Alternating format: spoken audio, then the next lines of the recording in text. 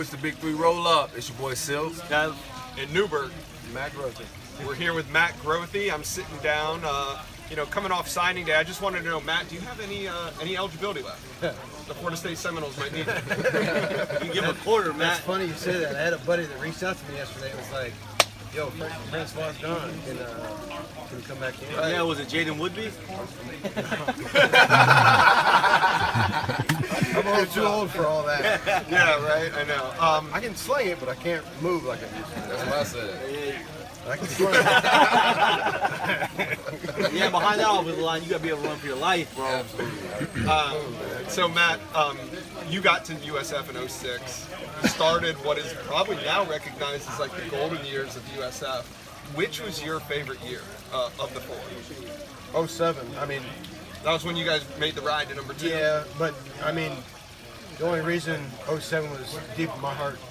Auburn, when we beat Auburn on the road in overtime. That was my 21st birthday. So Oh, man. Yeah. So you partied I after that shit. don't think I go. slept for like 72 hours. That's a good bend. Yeah, the whole ride home. Jesse was just Hester like, Jr. with the catch in the back of the end zone. Yeah, and Jesse's still. Wellington. Jesse's my boy. 5'6". Yeah, That's a 5'6". That's a career. So 07, one of the highlights for me, I remember being on the sidelines in 07, sold out Raymond James Stadium. West Virginia came to town, and Rich Rod Notorious made the comment about something about he compared them to the New York Yankees coming to town when asked about the sellout, right? One of the funny things about that whole game was, so I got recruited. Normally, when guys get recruited, you think they get recruited by their position coach. But Wally Burnham was my recruiter. He was your area. He had my area, right.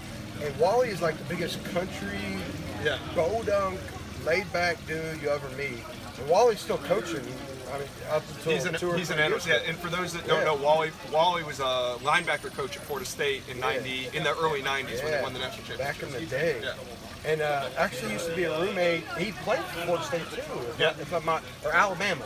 He played for Alabama back in the day. But Wally won that game for us. He put the perfect game plan because I mean that Rich Rod offense was unstoppable, man. You had Pat, you had Slayton, and then you had the other Noel Devine. Yeah, Noel, yeah. And I want to say we held those guys under 120 yards combined. Yeah, it was crazy. And do you remember the moment when Ben Moffitt picked that? I was. And the roof blew off. It was the interception. That was the loudest place I've ever heard in my life. Really? You've been in a lot of college stadiums. A lot, and I've been to a lot of NFL and college since then and before then, and like seeing games. That was the loudest I've ever heard a stadium in my life. You guys were a dangerous team in the Big East at that time. Where do you think this program would be if the Big East maintained that Power 5 status? What's the potential for this program? It's tough, man. There's been so much since then. I will tell you that we had a great team. And we took some key injuries halfway through that season, and we just weren't big enough yet to sustain where we needed to be. I mean, George, obviously everybody knows who George Selby is. Right. George is a huge part of that defense, and he got hurt in the middle of the season, and we had some guys that could play, but we didn't have anybody that could beat George Selby. Right. We were young. We still are young. That's the crazy thing about the whole school. I mean, I want to say, as of today, it's like 22 years since we've been playing football. Wouldn't you love to see Jim Levitt back in the state of Florida? I love Jim. Jim's done so much for me. He always trusted in me. I'll never forget when Wally wanted to bring me in, and I don't know if anybody remembers the name Carlton Hill. Yeah. Carlton Hill. He was a quarterback, wide receiver. He was like the number 3 quarterback in the whole country, and I ended up beating him out. And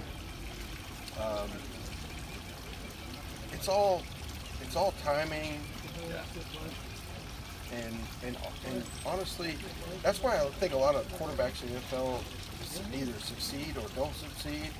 Is because it all depends on the type of offense you put in, if it fits you. And that offense just fit me well. You know, run and shoot, let me do my thing, and if I need to run, I need to run. If I need to throw, I need to throw. And it worked out, especially having a phenomenal defense like we do.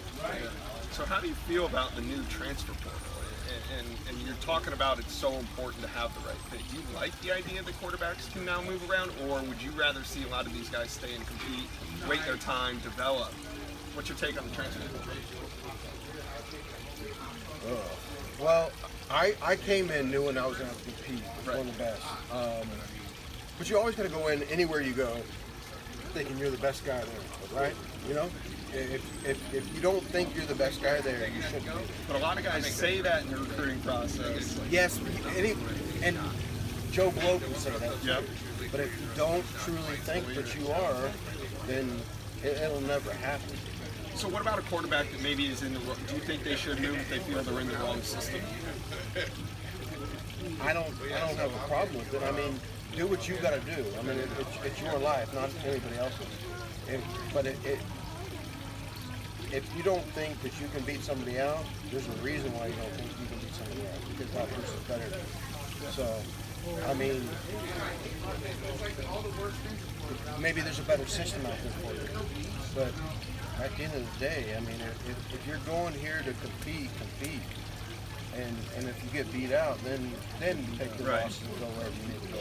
When you're talking about sustaining, like UCF to sustain like a success. UCF has some success right now. USF and have it. Do you think UCF can keep this up and maybe get on the same level as the Big Three? It's tough, you know, and there's a lot of people that you can ask either side. You know, and I love what they're doing lately. Don't get me wrong, and I hate that. Yeah.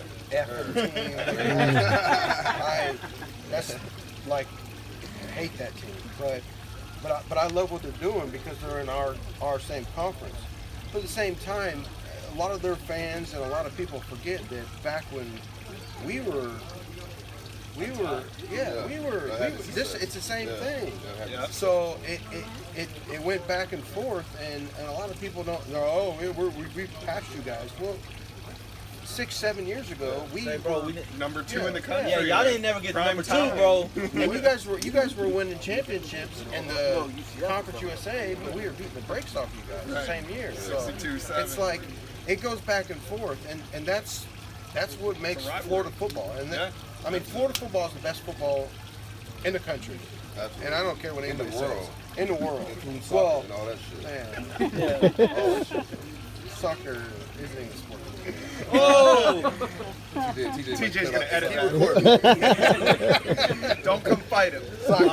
We got to get you on the Big 3 roll-up so we can do this whole thing. But before I let you go, what are you up to these days? Like, what's Matt Grothe doing now? Matt Grothe sells beer.